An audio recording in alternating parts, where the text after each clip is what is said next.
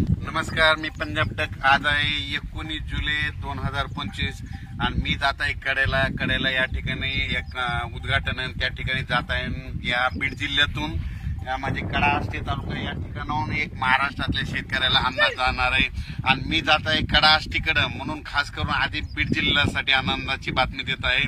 तर आज आहे 19 जुलै 2025। आज देखील दुपारी 3:30-4च्या नंतर तुमच्या बीड जिल्ह्यात कडा आष्टी भागामध्ये चांगला पावसाला सुरुवात होणार आहे। म्हणून हे बीड जिल्ह्यातल्या लोकांनी, कडा आष्टी तालुक्यातल्या लोकांनी, पाटोदा तालुक्यातल्या लोकांनी हे अंदाज लक्षात घ्यायचा।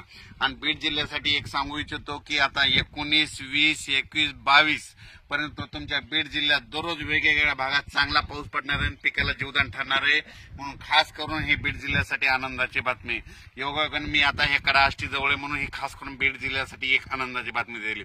त्याच्यानंतर लातूर जिल्हा झालं, सोलापूर जिल्हा झालं, धाराशिव जिल्हा झालं, नगर जिल्हा झालं, परभणी जिल्हा झाला, नांदेड जिल्हा, हिंगोली जिल्हा, जालना जिल्हा, संभाजीनगर या जिल्ह्यातल्या शेतकऱ्याला सांगू इच्छितो की उद्या 20 जुलैपासून 20, 21, 22 आणि 23 या दरम्यान चांगला दररोज वेगवेगळ्या भागात भाग बदलत पाऊस पडणार आहे, म्हणून हा अंदाज लक्षात घ्यायचा। त्याच्यानंतर आपण परत विदर्भाकडे वळू। आज आहे 19 जुलै 2025।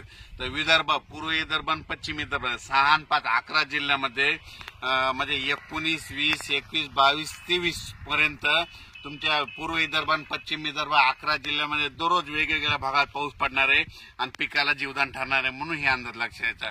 त्याच्यानंतर आपण वळू, आपण काय करू, लगेच पश्चिम महाराष्ट्राकडे वळू। त्याच्यानंतर सांगायचं झालं तर कोकणात देखील चांगला पाऊस पडणार आहे, म्हणजे 19 जुलैपासून तर 23 जुलैपर्यंत चांगला पाऊस राहणार आहे, म्हणून हा अंदाज लक्षात घ्यायचा। त्याच्यानंतर उत्तर महाराष्ट्राकडे देखील सरी येत राहणार, म्हणून हा अंदाज लक्षात घ्यायचा।